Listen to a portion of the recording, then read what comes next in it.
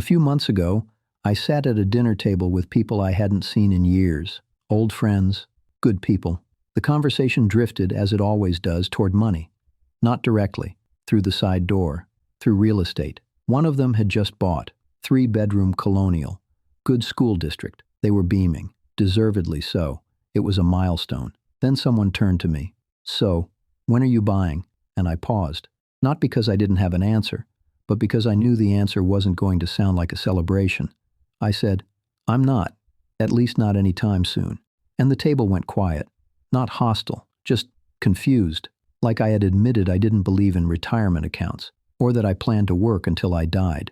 One person laughed nervously, thinking it was a joke. It wasn't. And the silence that followed, I've been thinking about it ever since. Not because I doubted my decision, but because it revealed something about how we treat homeownership in this country. We don't treat it as a financial decision. We treat it as a moral one. Here is what I was supposed to say at that dinner table. I was supposed to say, "I'm looking," or "soon, hopefully next year," or "the market is insane right now, but we're saving." Something that signals intent, something that signals I'm on the path, something that reassures them I haven't dropped out of the American script. Because that's what a house is, culturally. It's not just shelter, it's proof. Proof you're responsible. Proof you've arrived. Proof you're playing the game correctly. And if you're not playing, what are you doing? I think that's the real reason the table went quiet. Not because they disagreed with my math, but because my choice, to opt out, or at least delay, felt like a judgment on theirs. And I get it. Because for a long time, I believed the same thing. I believed renting was throwing money away. I believed owning was always the smarter move. I believed if I wasn't hustling toward a down payment, I was falling behind. Those beliefs didn't come from spreadsheets. They came from osmosis, from parents who grew up in an era where a house was the ultimate wealth-building tool, from movies and magazines and Instagram captions about doorways of possibility. And for millions of Americans, that script worked, but I'm not sure it works anymore, at least not the way we pretend it does. Let me rewind.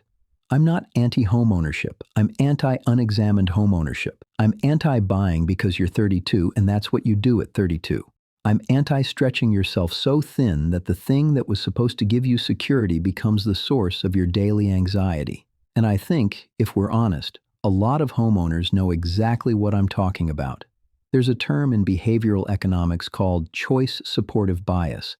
It means once we make a decision, we retroactively convince ourselves it was the best possible decision, even when the evidence is mixed. I've seen this play out with friends who bought homes in the last few years. They'll tell me how great it is, how glad they are they bought when they did. Then, 20 minutes later, they'll mention the roof repair they weren't expecting, the property tax reassessment, the commute that's slowly draining their will to live, the fact that their starter home now feels permanent because rates doubled and they can't afford to move. And I'm not saying they made a mistake. I'm saying the math is more complicated than renting is dead money. Let's talk about that phrase, actually. Throwing money away. It's one of the most persistent, emotionally charged, and numerically misleading phrases in personal finance. When you rent, you write a check every month. That money goes to your landlord. You never see it again. When you own, you write a check every month. Some of it goes to principal. Equity you'll eventually recover. The rest goes to interest, property taxes, and insurance. You never see that money again either. For the first several years of a 30-year mortgage, the vast majority of your payment is interest. You aren't building equity so much as you are renting money from a bank. That's not a criticism. It's just the structure. But we don't call it throwing money away when someone pays interest to a bank. We call it building equity. And we don't call it throwing money away when someone pays $15,000 in closing costs. We call it getting on the ladder. Language shapes behavior. And the language we've chosen around renting is designed to make you feel like you're losing. But here's what that dinner table conversation missed. When I rent, I am not paying for shelter. I am paying for optionality. I am paying for the ability to move within months, not years. If my job changes, if my relationship changes, if my mental health requires me to live somewhere quieter, if my parents get sick and I need to be closer, I am paying for the freedom to not have my wealth concentrated in a single asset, in a single zip code, in a single illiquid structure that requires constant maintenance and unpredictable capital infusions. I am paying to not lie awake at 3 a.m. wondering if the water heater is about to die. And yes, I am paying a premium for that. But the question isn't, is renting cheaper? The question is, what is optionality worth to you? Because for me, right now, at this stage of my life, it's worth a lot. I think the shift happened when I stopped asking, is this a good investment? And started asking, what problem am I trying to solve? Because a house is not a monolith. A house is shelter. A house is a store of value. A house is status. A house is a forced savings plan. A house is a lifestyle decision. A house is an emotional anchor. And those things are often in conflict. If you buy a house because you want financial returns, you might buy a duplex and rent out half. You might optimize for cap rates and cash flow. If you buy a house because you want to raise children in a stable environment, you might prioritize school districts and yard space and proximity to playgrounds. Those are different houses, different locations, different price points, different trade-offs. But we don't talk about it that way. We talk about buying a house as if it's one universal good, equally suitable for every person at every stage of life. And then we wonder why so many homeowners feel trapped. I remember reading a study a few years ago. I wish I could remember the exact source, about homeowner satisfaction. And the finding was surprisingly mundane. Homeowners weren't happier than renters. They weren't less stressed. They didn't report higher life satisfaction. What they reported was less flexibility. They felt heavier, more rooted, yes, but also more burdened. And I think that's the part we don't advertise on Zillow. We advertise granite countertops and stainless steel appliances. We don't advertise the psychological weight of a 30-year obligation signed in your early 30s, when you barely know who you are or what you want. I'm not saying you shouldn't buy. I'm saying the decision deserves more than a checkbox. So practically, what does this look like? For me, it looks like a few specific rules, not commandments, just guardrails. 1. I don't buy until I can afford the life I want, not just the down payment. The down payment is the entry fee. It's not the ongoing cost. I've watched too many people stretch themselves to the absolute limit to get into a home, then spend the next 5 years unable to save for anything else, unable to travel, unable to change careers, unable to take risks. A house shouldn't be a cage. 2. I calculate the real monthly cost, not the mortgage payment. Maintenance is not optional. It's deferred or immediate, but it's coming.